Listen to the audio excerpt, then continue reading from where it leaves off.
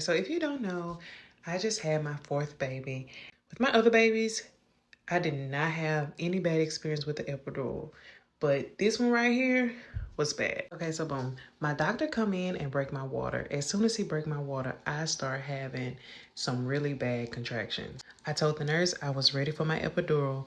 She said, okay, well, the anesthesiologist is running kind of late, but he'll be here in just a minute. The anesthesiologist come in and she's laughing at his shoes. And he was like, yeah, I know these are not my normal shoes. I had to get dressed in the dark. Now, I'm telling y'all this because, you know, if you wake up and your lights are off from like a storm or something, you like, oh my God, I got to get dressed in the dark. I got to brush my teeth. I got to get ready.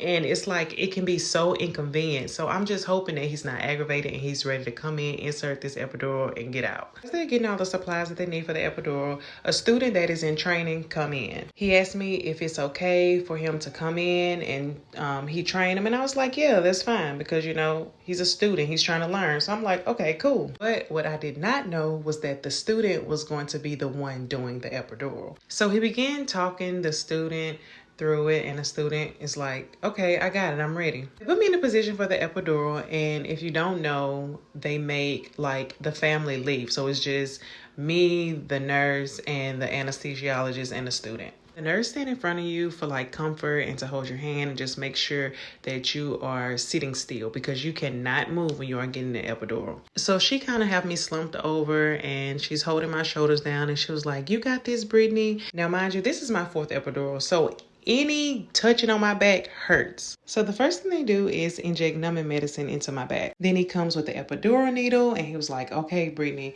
you're going to feel a little pinch. Y'all, I swear, when I felt that first pinch, I felt it in my lower back. I felt it in my hips, but it hurted so bad, like so bad. So the anesthesiologist told the student like, no, you didn't do that right. We have to do it again. Now I'm getting kind of nervous because one thing I don't want to play about is my spine. The problem that they were having was they couldn't find the right spot to stick the epidural needle and the catheter in. So they tried it again. And I swear this second time was even worse than the first time. So he began to talk to me. He was like, Brittany, you got to stay really, really still. And I'm like, I'm sitting still. Like, what more do you want from me? I'm sitting still, but y'all are sticking me too many times. I swear I was telling those people, I don't want to do it. I don't want to do it. I don't want to do it anymore. It hurts so bad. He was like, no, Brittany, once you get this epidural, you're going to feel so good. He was like, we're going to try it again. So then they tried a 3rd time and they almost had it, but not quite.